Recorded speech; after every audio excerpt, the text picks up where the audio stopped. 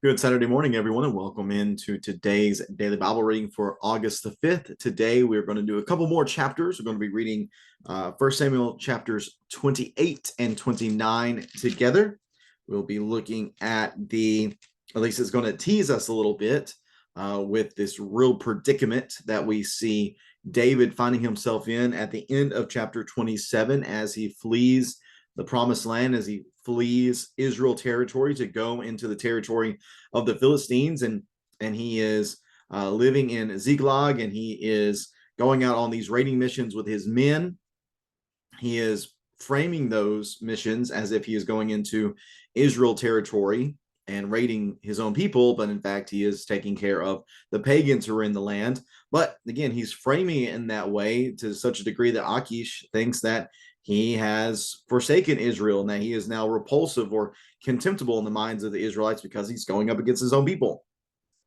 Well, because of this deception and the lack of any, seemingly the lack of any sort of consideration for Yahweh, we see in the first two verses of chapter 28 that David seems like he's in a really tough pickle, and yet it's going to switch on us really fast, focus on Saul for the rest of chapter 28, and then we're going to get back to the issue at hand in chapter 29. So I want to keep these two texts together just because they flow together, I think, pretty well. Let me get the text of 1 Samuel 28 and then 1 Samuel 29. We'll follow suit and we'll check out this text together today. Thanks so much for taking some time to read along with me. Hope that you've had a great week and hope that your weekend is going well so far. Let's read here 1 Samuel chapter 28, verse number 1.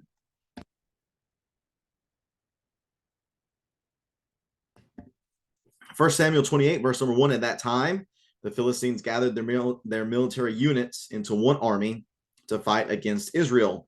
So Achish said to David, "You know, of course, that you and your men must march out in the army with me."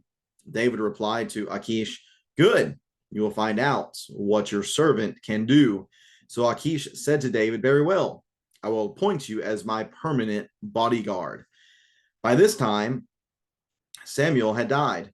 All Israel had mourned for him and buried him in Ramah, his city, and Saul had removed the Medians and Spiritists from the land. The Philistines gathered and camped at Shunem. So Saul gathered all Israel and they camped at Gilboa. When Saul saw the Philistine camp, he was afraid and his heart pounded. He inquired of Yahweh, but Yahweh did not answer him in dreams or by the Urim or the prophets. Saul said to his servants, "Find me a woman who is a medium so I can go and consult her." His servants replied, "There is a woman at Endor who is a medium." Saul disguised himself by putting on different clothes and set out with two of his men. They came to the woman at night, and Saul said, "Consult a spirit for me. Bring up for me the one I tell you." But the woman said to him, "Surely you know what Saul has done, how he has cut off the mediums and spiritists from the land. Why are you setting a trap for me to get me killed?" Then Saul swore to her by Yahweh, "As surely as Yahweh lives, no punishment will come to you from this." "Well, who is it that you want me to bring up for you?" the woman asked. "Well, bring up Samuel for me," he answered. When the woman saw Samuel, she screamed, and then she asked Saul, "Why did you deceive me? You are Saul." But the king said to her, "Don't be afraid. What do you see?" "I see a spirit form coming out of the earth," the woman answered. Then Saul asked her, "What does he look like?" "Well, an old man is coming up," she replied. "He's wearing a robe." Then Saul knew that it was Samuel, and he knelt low with his face to the ground and paid homage. "Why have you disturbed me by bringing me up?" Samuel asked Saul. "Well, I'm in serious trouble," replied Saul. "The Philistines are fighting against me, and God has turned away from me. He doesn't answer me anymore, either through the prophets or in dreams. So I've called on you to tell me what I should do." Samuel answered, "Well, since Yahweh has turned away from you and has become your enemy, why are you asking me? Yahweh has done exactly what he said through me. Yahweh has torn the kingship out of your hand and given it to your neighbor David. You did not obey Yahweh and did not carry out his burning anger against Amalek.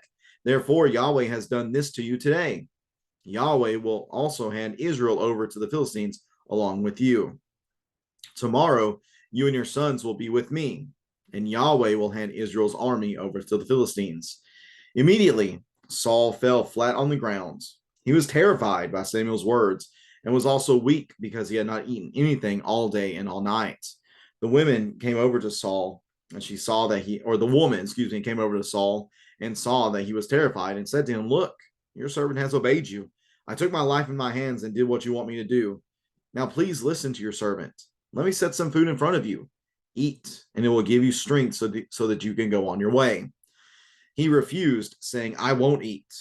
But when his servants and the woman urged him, he listened to them. He got up off the ground and sat on the bed. The woman had a fattened calf at her house, and she quickly slaughtered it. She also took flour, kneaded it, and baked unleavened bread. She served it to Saul and his servants, and they ate. Afterward, they got up and left that night. The Philistines brought all their military units together at Aphek, while Israel was camped by the spring of Jezreel. As the Philistine leaders were passing in review with their units of hundreds and thousands, David and his men were passing in review behind them with Achish. Then the Philistine commanders asked, "What are these Hebrews doing here?" Achish answered the Philistine commanders, "This is David, servant of King Saul of Israel. He has been with me a considerable period of time, from the day he defected until now, or until today. I found no fault with him." The Philistine commanders, however, were enraged with Achish and told him, "Send that man back and let him return to the place you assigned him. He must not go down with us into battle, only to become our adversary during the battle. What better way could he ingratiate himself with his master than with the heads of our men? Isn't this the David they sing about during their songs? That Saul has killed his thousands, but David his tens of thousands?"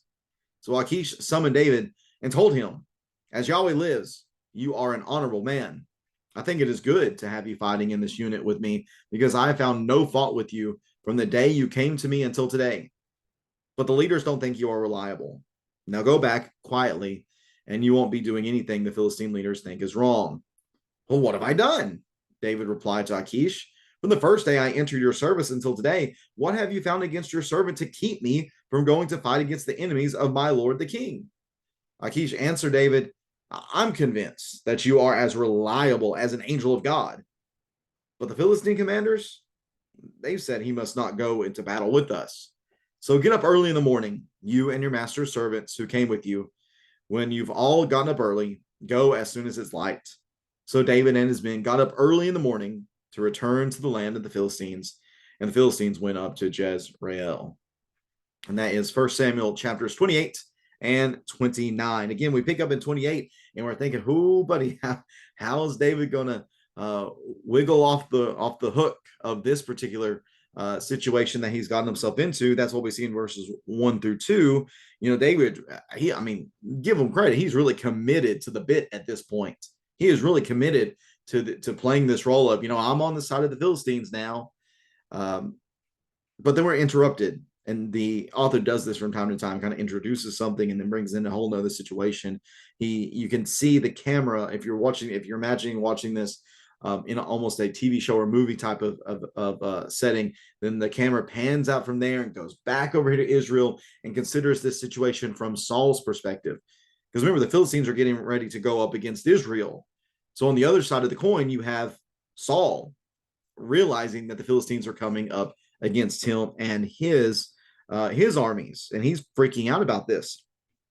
We read in verses, let's see here, verse number 5, that he was afraid and his heart pounded. Once he saw the Philistine armies, he was afraid and his heart pounded, and he's wondering, "Oh, what am I going to do?" Well, he tried to inquire of Yahweh in verse number 6, but Yahweh did not answer him in dreams or by the Urim or by prophets. Yahweh's not speaking to Saul at all. And again, I was listening to somebody talk about the story of 1 Samuel and a lot of things pertaining to Saul, and he made the point that Yahweh never speaks directly to Saul. They got me thinking, I think that might be true. Yahweh speaks directly to David at times, speaks directly to Samuel at times, but I don't know if Yahweh actually ever spoke directly to Saul. Might have done so through Samuel, but not so directly to him. And again, that he was making this point and added a number of other evidences to support his claim that Saul was in no way a worshiper of Yahweh, that he was not faithful to Yahweh at all. I think he called him a Yahwist, a Yahweh worshiper, a Yahwist. And he said that's just not who he was at all.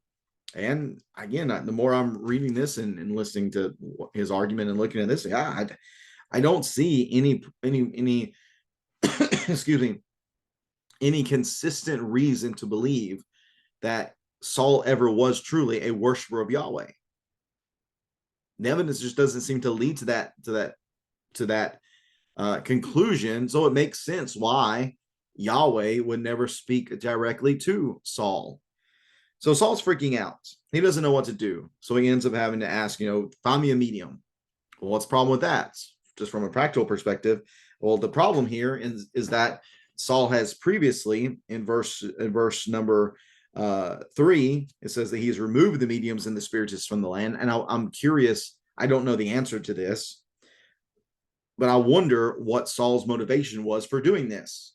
Because again, he never really shows himself to be a true worshiper of Yahweh. So why would he put these particular individuals out of the land?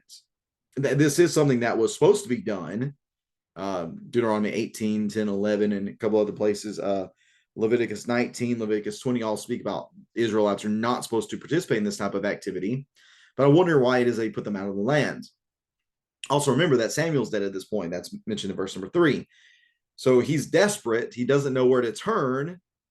So he turns to paganism. Again, that just continues to show me that Saul is not somebody who has faith in Yahweh, who is determined to be loyal to Yahweh no matter the circumstances. He very quickly is willing to turn to pagans. So they end up finding this medium and this witch of Endor, as some translations say. He has to disguise himself. He goes to her. She says, we're not exactly supposed to be doing this type of thing.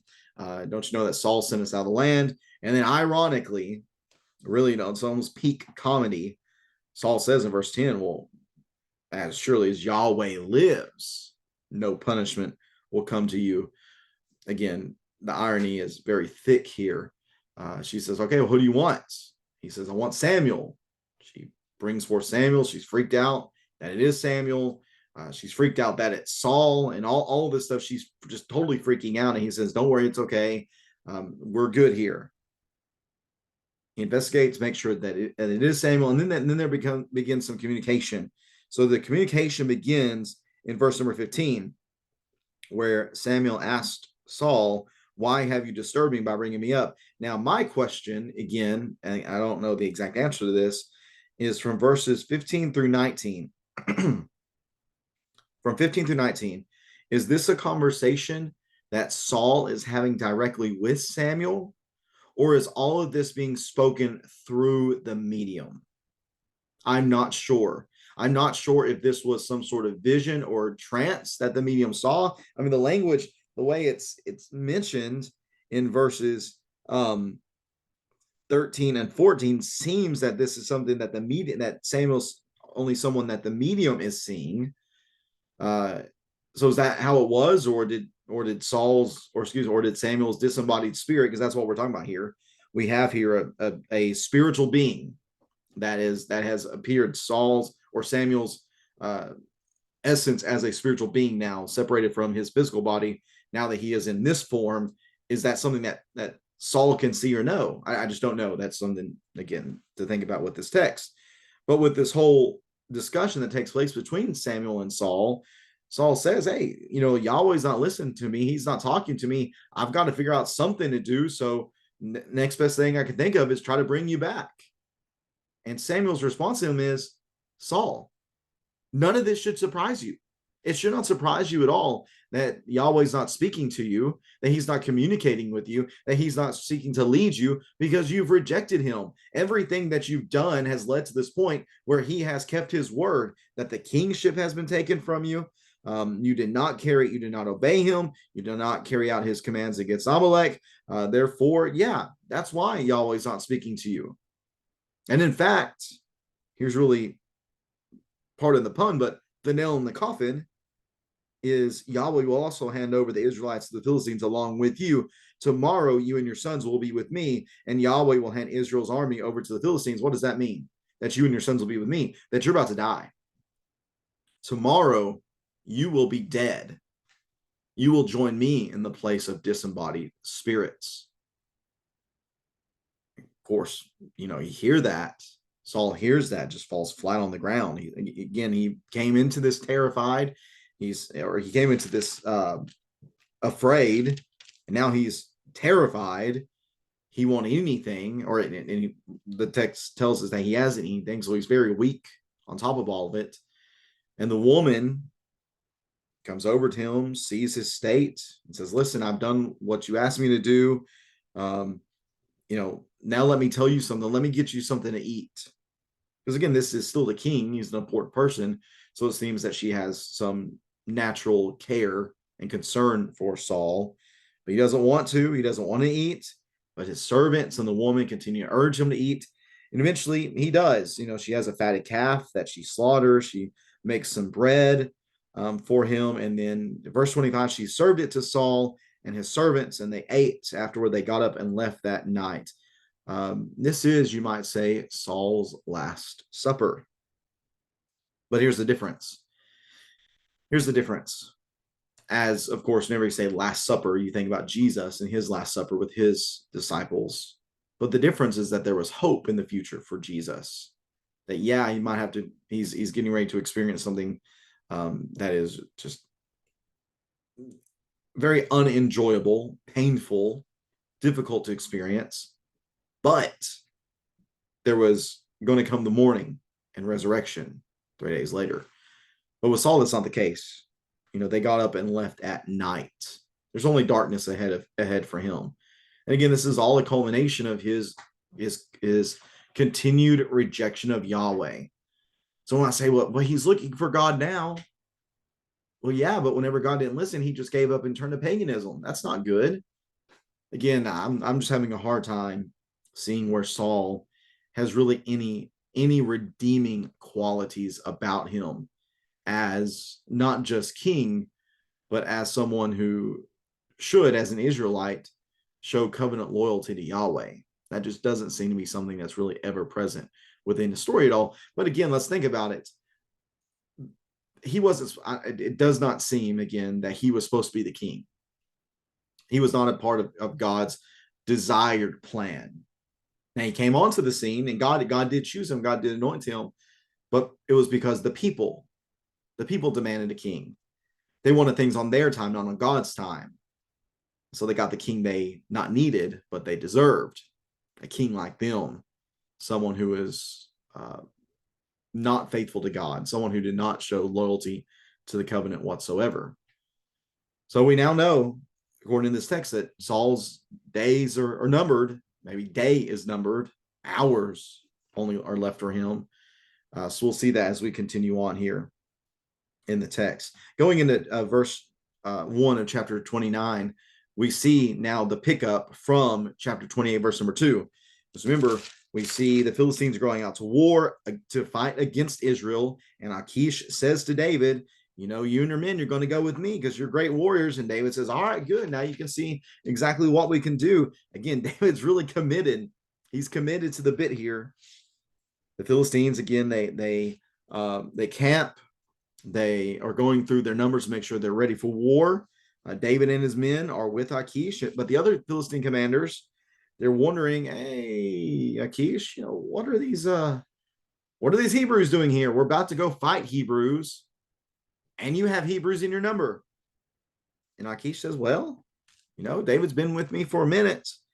16 months is what we're told previously within the text in chapter 27, I believe it was. Chapter 27 of verse number 7. David stayed in Philistine territory for a year and 4 months. He's been good. There's no reason that I have sent him away. I have found no fault in him. Now, again, this is what Achish is saying, but we know in the background that David's been sneaking around behind Achish's back and fighting against pagans, but framing it as if he is fighting against his own people. So this is David's deceit continuing to play out into the story. But the Philistines, they're not buying it. The rest of the Philistine commanders, they ain't buying it at all. There is no hook, line, and sinker for them. They're not buying that David is a turncoat and is going to be useful for them as they go and fight against his own people. He must not go to war with us. And I wonder if their fear is the reality of what David was planning. He must not go down with us into battle, only to become our adversary during the battle. What better way could he ingratiate himself with his master than with the heads of our men? See, they're thinking, oh, well, yeah, we know they've had this issue. Again, I don't think they know the background at all, like all the specific details about why this rift is between David and Saul. But what better way, they're thinking, for David and Saul to get back on better terms than David flipping the middle of battle and fighting against the Philistines for Saul. That's what they're thinking. And maybe that's something that David was thinking to do. Sure. I mean, I just have a really hard time thinking that David was actually going to go and fight against his own people and actually kill them. I just have a really hard time thinking that's what's going to happen. So Achish, he calls David and he says, listen, I think you're an honorable man, as your God lives, as Yahweh. He actually uses the name of God as Yahweh lives. I think Achish saw Yahweh active in David's life and giving him victory and such. But, from my perspective, you're an honorable man. You've been fighting with me, and for me, I find you very reliable. I don't see any issue, but the rest of them, they're not about it. They don't see things as I see them. So y'all got to go. You need to go back to where you are. Again, David seems very committed to the bit. Verse number 8. What have I done? From the first day I entered your service until today, what have you found against your servant to keep me from going to fight against the enemies of my Lord the King? What's stopping me from going and fighting against the Israelites, your enemy? Again, he's keeping, at least the way I see this, and I could be wrong here. Please feel free to disagree or give some additional thoughts in the comment section. But it seems that David's really keeping up the charade here. Like he's really committed to the charade and this bit of being on the side of the Philistines. But Achish again answered. He says, all right, I'm convinced. Again, I'm convinced that you're as reliable as an angel of God. But the rest of them, no. The rest of them are not convinced of this. So you've got to go. Go ahead, get up in the morning, you and the rest of your men, and go back to where you were. Go back to Ziklag, and we'll meet you there, basically. So that's where it ends. The Philistines, they go up to Jezreel, and David and his men end up heading back to Ziklag. So how did David get out of this situation? It's probably by God's grace, honestly. That God's grace and provision is seen in the fact that the rest of the Philistines weren't comfortable with David fighting against his own people, fighting with the Philistines against his own people. They saw through it. And probably, honestly, to David's benefit, they saw through this, because he was then able to get away from them and not have to really test himself to see what he's going to do in the moment itself. So just a crazy story here, I think, chapters 28 and 29. Again, we're having a hard time seeing anyone as being fully redeemable. Saul certainly not, going after the pagan practices of divination and such. David here continuing to be deceitful and playing this charade and this bit of being part of the Philistines against the Israelites. It's just crazy stuff here in chapters 28 and 29. But we'll continue reading tomorrow in chapters 30 and 31. We'll go ahead and finish out the reading in Samuel tomorrow, as we see that while David was gone with the Philistines back in Ziklag, things did not go well. The Amalekites come, another band of Amalekites come and take away all the people, all the women and children, and now David and his men have to go and fix that situation. And then finally in chapter 31, we see the end of King Saul and his lineage there. If you have any questions or comments about this text today here in 28 and 29, please feel free to leave that in the comment section below. And looking forward to reading with you again in the morning, chapters 30 and 31 of 1 Samuel. Hope you have a great rest of your Saturday, everyone. Take care. God bless, and we'll see you tomorrow.